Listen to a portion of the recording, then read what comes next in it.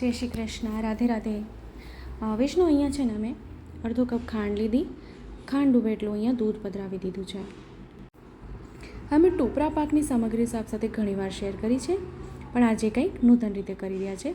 સાથે સુગંધી પધરાવી દીધી. ખાંડ અહીંયા ઓગળી જાય ત્યાર પછી આપણે એમાં મખાણા પધરાવશું. ખાંડ ખાલી આપણે એમાં ઓગળવાની જ છે, ચાસણી નથી લેવાની, આપણે એ ધ્યાન રાખવાનું છે. ખાંડ અહીંયા સરખી ઓગળી જવી જોઈએ. તો અહીંયા છે ને સાથે મખાણાનો ઉપયોગ આજે કર્યો છે.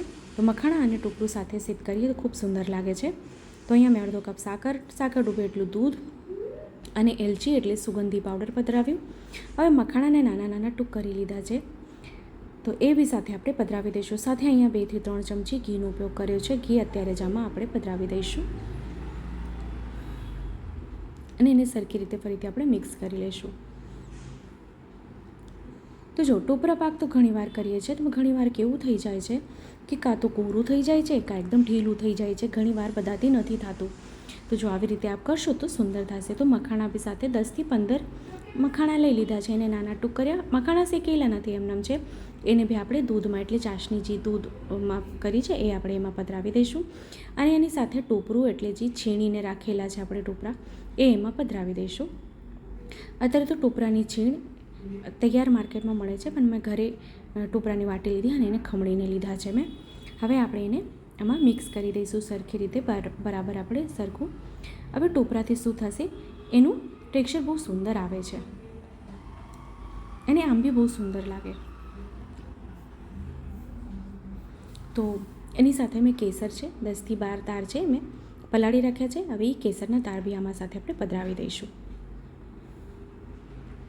અને એને ફરીથી સરખી રીતે મિક્સ કરી લઈશું. સરખી રીતે મિક્સ કરીને હવે અહીંયા આપણે ગેસની આંચને બંધ કરી દેવાની છે. બસ આટલી જ વાર આપણે ગેસ પર રાખવાનું છે.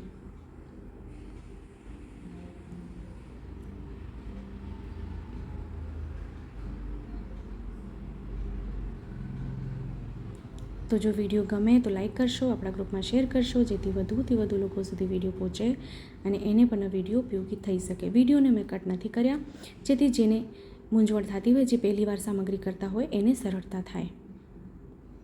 તો હવે આપણે એને ગેસથી નીચે ઉતારી લઈશું અને થોડું ઠંડુ થાય પછી આપણે એના નંગ વાળી લઈશું. તો અહીંયા જો એકદમ સુંદર આ ઘટ થઈ ગયું છે અને હજી પણ રસદાર છે. આપ અહીંયા જોઈ શકો છો. ઠંડુ થાય પછી સેજ જેવું ઘીવાળો હાથ કરીને આપણે નાના મોટા આકારના અહીંયા નંગ વાળી લઈશું. તો અહીંયા આવજો, નંગ બી ખૂબ સુંદર રીતે અહીંયા વળી રહ્યા છે અને મખાણા આપણે જે પધરાવ્યા છે એનાથી એનું ટેક્સચર ખૂબ સુંદર આવી ગયું છે. આપણે અહીંયા જોઈ શકો છો.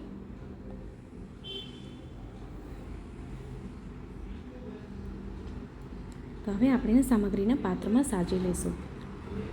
તો ખૂબ સુંદર અને સરળ રીતે આપણે અહીંયા ટોપરા મખાણાના લાડુ સિદ્ધ કર્યા. આ બી આ સામગ્રી સિદ્ધ કરો, શ્રી પ્રભુને ધરાવો અને કમેન્ટ કરીને જણાવો કે વિડીયો આપને કેવો લાગ્યો છે.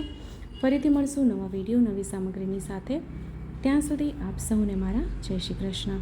આપણે નજદીકથી એનું ટેક્સચર દેખાડું, કેટલું સુંદર એનું ટેક્સચર આવી ગયું છે. આપણે જોઈ શકો છો. આપણે અહીંયા બારીક ટોપરું આવે એ બી લઈ શકો છો, પણ જે જાડી છીણ હોય એનાથી સામગ્રી સુંદર થાય એટલે જાડું છીણ લેવાનું અહીંયા.